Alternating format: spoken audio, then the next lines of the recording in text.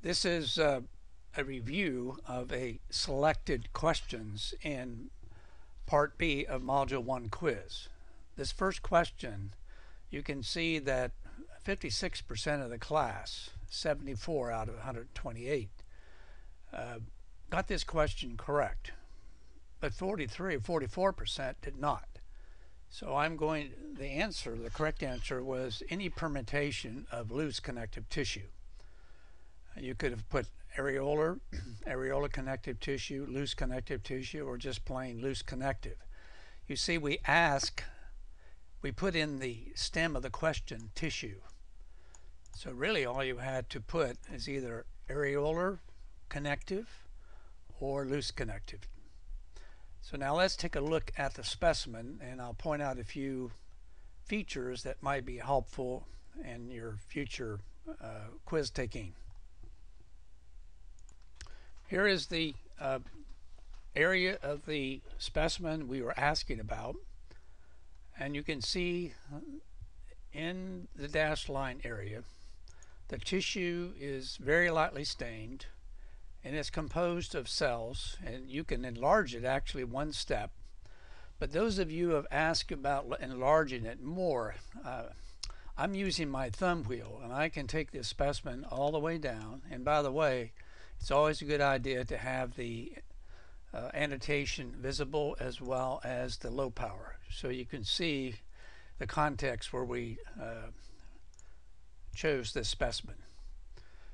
So I'm going to zoom back up, and I can even, at this point, I can see these dark stained areas that are maybe blue, but most important, they're darkly stained and they're oblong or ovoid in shape, and that should suggest fibroblasts. And then you see these eosinophilic wispy structures here. These are small collagen fibers. So this fits the description of loose connective tissue. And outside of that, here you see this is a fat cell right here, and there's the nucleus of a fat cell. And also here are the cell borders of other fat cells, but this one is very discrete. But once again, this is loose connective tissue. Now, some in the survey reported you would like to zoom in more.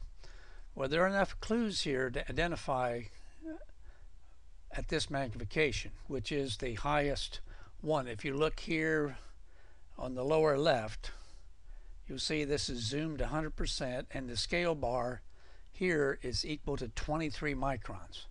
And that's another clue. You see the 23 microns, and these nuclei are much smaller than that 23 microns.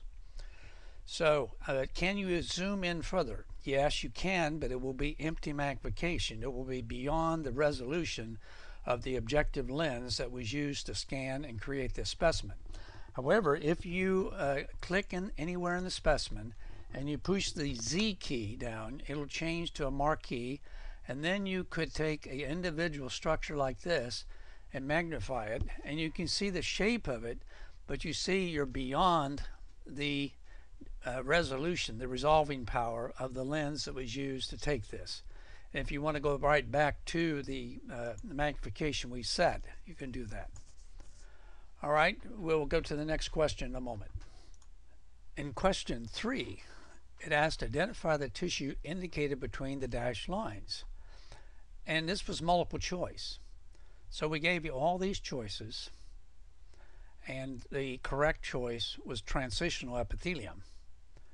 Now, some thought it was stratified cuboidal, and others thought it was pseudostratified columnar, and then a few minor choices on the others. But stratified cuboidal and pseudostratified columnar were the two largest percentages of incorrect answers chosen compared to the correct answer of about 43% of the class. So let's take a look at this specimen. Here it is. Now, certainly you see that it's bordering a free space, so that suggests epithelium versus connective tissue down here. In addition to that, you can see that it is multiple layer because the stacking of the nuclei. And then you need to look at the surface cells. Now, you might think this, if we enlarge this, now I can enlarge it up to 100%, and You might think that these are cuboidal cells, but in fact, one of the clues that is present here are the dome-shaped cells. These are not cuboidal shape, they are dome shape, and they have a thickened membrane at the surface, which is that the feature, the multiple layers and dome-shaped cells are the characteristic features of transitional epithelium.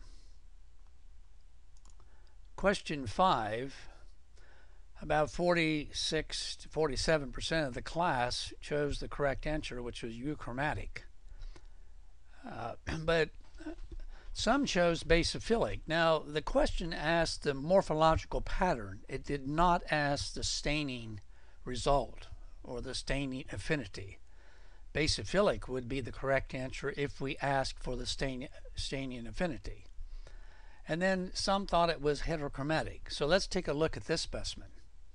So again, we are shown nuclei indicated by blue arrows and black arrows, and the question is about the nuclei that indicated by the black arrows. And you were asked to identify the morphological pattern and giving these choices, and euchromatic is the correct answer because you can see that the largest area of this nucleus that I'm pointing to, of which there are 3 examples indicated, is relatively lightly stained DNA or extended DNA. And you do have some heterochromatic areas here, but they are not dominant.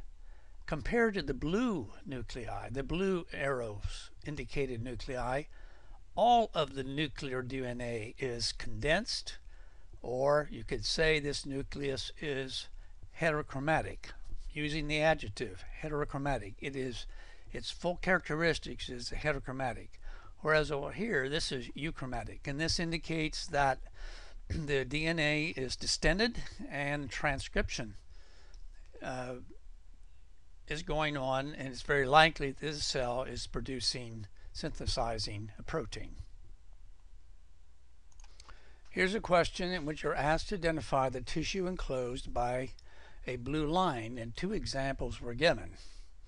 And the correct answer was stratified cuboidal epithelium.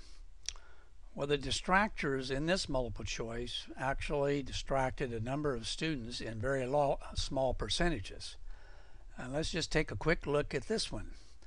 This is actually a specimen of skin, and we presented to you sweat gland ducts. And if we zoom in on this to 100%, we can see that in the circled areas by the blue lines, there are often 2 layers of nuclei. Clearly down here, there's 2 layers of nuclei all the way around, and the surface nuclei are not ovoid in the direction of the tallest dimension of the cell, and they are not here either. And so this fits the description of stratified cuboidal epithelium. This next question asked, based on the nuclear shape and density, what is the dominant cell type in the area enclosed by the yellow line in this virtual slide specimen? 50% of the class taking the quiz answered correctly lymphocyte. The other significant wrong answers chosen were mast cell and plasma cell, and then some distributed among the others minor percentages. So let's take a look at this specimen. Here are the group of cells enclosed by the yellow line. Now, the first thing you can notice about these is these cells have nuclei that are very darkly stained in blue. But the most important thing, they're dark and dense, which suggests they're heterochromatic. And then if you zoom in on these, you see that most of them are very round. And you see almost I don't see hardly any cytoplasm around any of these. and that strongly suggests lymphocytes. And as we zoom in, and even maybe taking a few of these and zooming in further. Now, even though they're out of focus and we're looking at empty magnification, we can clearly see that these are rounded in shape and very, very dense. So they really can't be mast cells or plasma cells. You don't see the clock-faced nucleus, and you don't see any cytoplasm around it, which you would see if you saw a mast cell or a plasma cell. And then the others incorrect choices were adipocytes and mucus cells, serous cells. None of those are even close to the histological features demonstrated in this specimen. This next question, 12, the lightly stained cells, and this would not be the same number in your test because we deliver these in random order.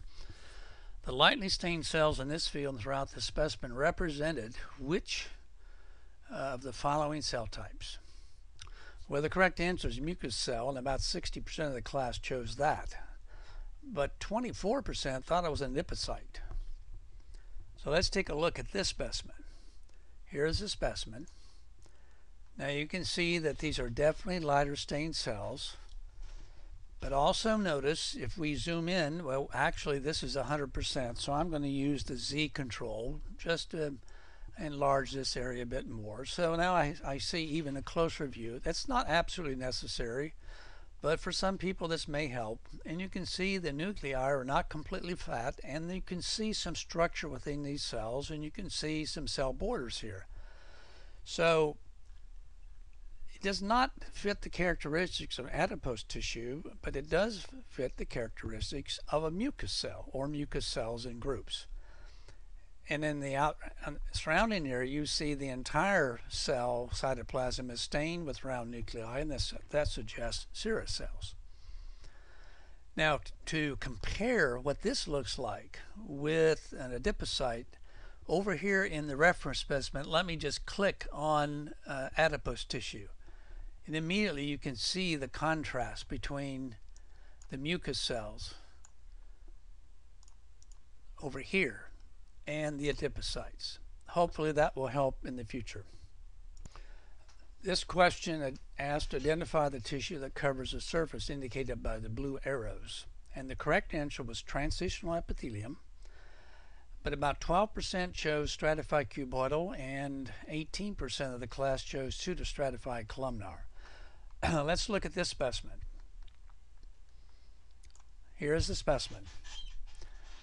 And if we zoom in on this up to 100%, we can clearly see that it is a stratified epithelium. It's bordering a free space, which suggests that it's epithelial tissue, and the cells are touching each other, all of them, which is another feature of epithelial tissue. So it is stratified, but then we have to look at the surface cells. Are they flat? Do they have flat nuclei? No. Are they columnar? Is the nucleus following a columnar tall shape and the shape of the nucleus kind of following that? No. Are the cells dome shaped? Yes. And that is one of the distinguishing characteristics of transitional epithelium. We can even also enlarge this one more step if that would be desirable, and take even a closer look at it like this. Okay, on this question you're asked to examine the nuclei of the two cells indicated by the yellow arrows in this virtual slide specimen, and you have to select the true statement about these cells.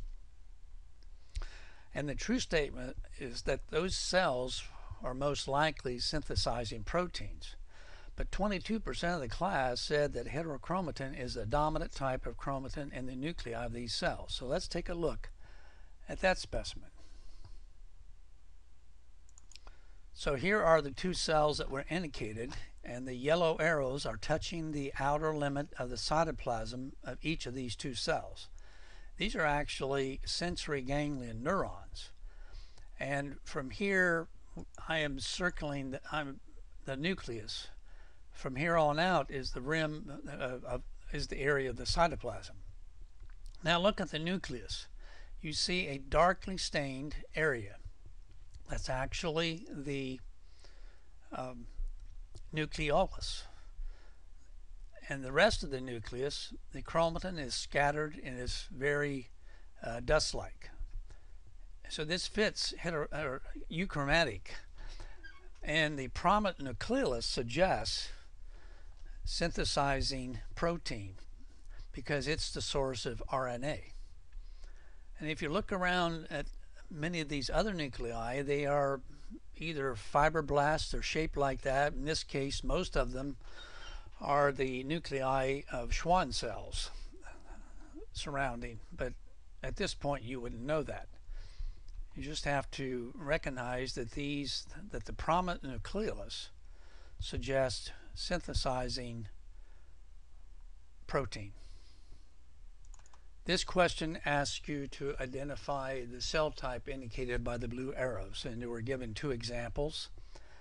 And we accepted choices like answers like fibroblasts, fibrocyte, fibrocytes, and even fibroblast cells.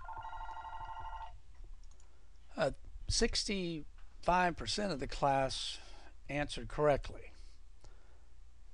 Now, the 35% that answered incorrectly, we did not have any reports of any alternate answers that you thought may be correct. If you misspelled it by one letter, even one letter, then it would be marked incorrect. But let's take a look at the specimen. Here are the two cells, and we're pointing directly at the nuclei. Notice the nuclei are longer than they are wide. They are fusiform shaped or ovoid shaped. Notice that you can see almost no cytoplasm around these cells, and you see these wispy eosinophilic structures out here, which are actually collagen fibers. So you're now looking at thin collagen fibers. You're looking at a fairly good population of cells. So this fits loose connective tissue, and these are fibroblasts.